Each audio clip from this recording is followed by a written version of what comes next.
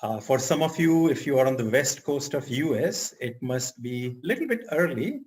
And here, east of India in East Asia, it is a little late. So I'm so glad you could all join today. Once again, can you hear me clearly? One more time, if you can just type yes. Okay, great. Thank you so much. So today's session is interactive. You can use the chat box to do first, ask questions and answer questions. And we will also have live interactive polls. The webinar will last about an hour, and then there is a dedicated question and answer session at the end. So to get the best of today's session, if you can remove the distractions so you can focus, that would be fantastic. Great, then let's get started. So in 2012, Google embarked on a project to find answer to the question, what makes real work teams effective in the 21st century?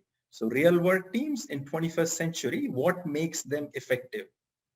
And I'm sure in your role as either in top management or a talent management professional, you have also thought about this question. Yes? If you think yes, you can type yes, right? We have thought about this question, that how do we make our teams more effective? So as I talked about it, this was the Google's quest, that what makes teams effective. Now, Google is Google. We all know that. They are a very resourceful company. So they spent 2 years, millions of dollars, and used all of their resources to find answer to this question. They conducted over 200 interviews, studied 180 real work teams, considered over 250 different variables, and then used Google's immense intellect as well as computing and analytics power to do what? To hone down on the factors that impact team effectiveness. So I'm sure you are curious, what did they find? So before I discuss the results from the Google study, I want you to share your thoughts on what factors impact team effectiveness. And we will do that via a quick poll. So what I'm going to do is first go over these factors, and then I'll launch a poll where you can answer yes or no. So the first one is co-location of teammates. Now, why is this important? Because we are working virtually more and more, especially post-pandemic. So does it matter if team members are located physically together or if they are working virtually? Next, consensus-driven decision making. So if the norm on the team is that they will try for consensus, does it make a more effective team or vice versa? Extraversion of team members. So should you put all introverts together? Should you have a mix? Or is it better to have all extroverts on a team? Individual performance of team members. So are these team members high performers, average performers, or low performers? Would it impact team effectiveness? Next, seniority of the team members. So if you have more mature, more experienced team members, would that be better for team effectiveness? So that's the next factor. Diverse and or complementary skills. So would it make a difference to the effectiveness if people had diverse skills? They had complementary skills, or should everyone have similar skills? Team size. Are smaller teams better or are larger teams better?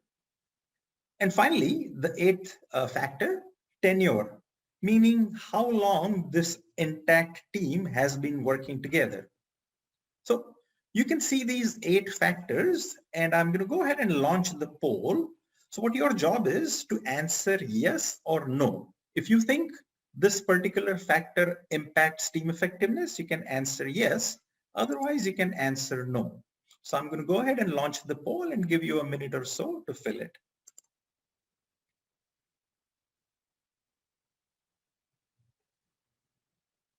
So please go ahead and vote.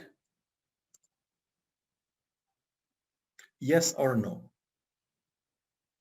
depending on if you think that this particular factor would impact team effectiveness or no.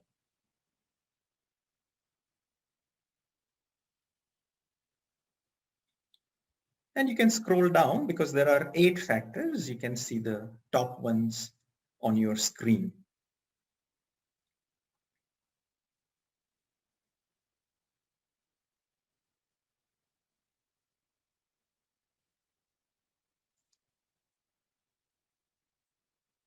Okay, we are more than halfway through with the voting. Okay.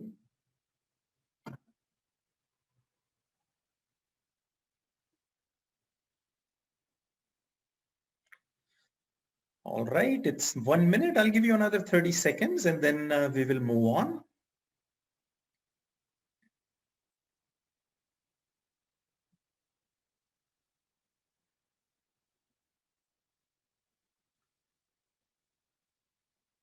Okay.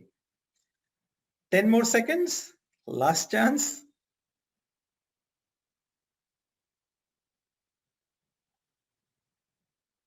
All right. So I'm going to end the poll and we'll share the results with you. So here are the results, and can you see them on the screen? So you can type yes if you can. So co-location of teammates, 39% said yes. Okay, can you see the screen? Okay, good.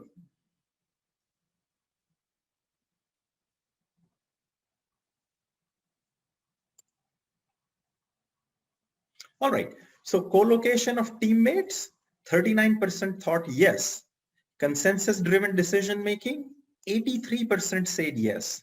Extraversion of team members, it's almost 50-50, 52% versus 48%.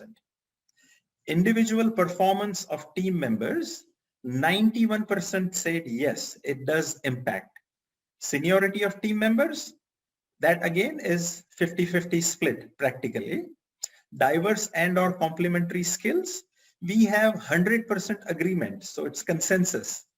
And team size, 57% say yes and 43% say no. And on tenure, we have 70% say yes, it'll make a difference. 30% say no. So great, guys. Thank you so much for sharing your thoughts. Now,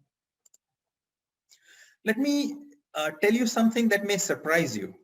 In Google's extensive research, none of the above 8 factors mattered a whole lot to team effectiveness. So you heard me right. None of the 8 factors really mattered to team effectiveness. So they were not even in the top 5 factors. So they didn't rank in the top 5. So you can share your thoughts. How do you feel? Does it seem valid or does the result surprise you? You're welcome to share your thoughts via chat.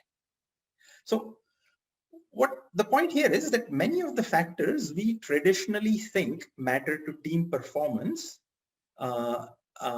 they really don't. Say, for example, seniority of team members, team size, individual performance of the team members, diverse skill set, none of that mattered. So in short, who was on the team or the team composition did not matter at all. So who was on the team or the team composition did not matter. So now the question is, what factors really mattered to Google? And we'll go to the next slide. So here are the 5 factors and I'm going to quickly cover them. So on the top, if you see, it's impact. What does it mean? Does my work make an impact for a greater good? Number 2 is meaning. Does my work give me a sense of personal and professional fulfillment? Number 3, from the top, it's structure and clarity. So as a team member, am I clear of what is expected of me and do I know how to do it? And number 4, dependability. So when team members say that they will do something, can you depend on them to keep their promise and do the work with quality and on time? And finally, psychological safety. So do I feel safe to be myself on this team, or do I have to hold back? So now note that these are the 5 factors that matter to team effectiveness at Google, real world teams, in the 21st century. So what you can note is that none of these factors are related to technical skills or who was on the team. Even at Google, where programming, coding, engineering would matter. So as I mentioned earlier, you can watch my previous webinar where I discussed these factors in details. But here we will move on to the most important factor. So as you can see, psychological safety is the base of the pyramid. So it is the most important of the 5 factors. So Julia Rozovsky, she was a key team member for the Google study, which lasted 2 years on team effectiveness. So this is what she said, and I quote, "Psychological safety was far and away the most important of all factors we found." And she called it is the underpinning of the other 4. Psychological safety is the underpinning of the other 4. What does it mean? Psychological safety creates a culture in which the other 4 factors can either flourish or suffocate. So psychological safety is like a soil in which you plant seeds. So if the soil is not fertile, then what seeds you plant, it won't really matter. So these are the 5 factors, and you can kind of take a look at it: impact, meaning, structure and clarity, dependability, and the linchpin or the underpinning, which is psychological safety.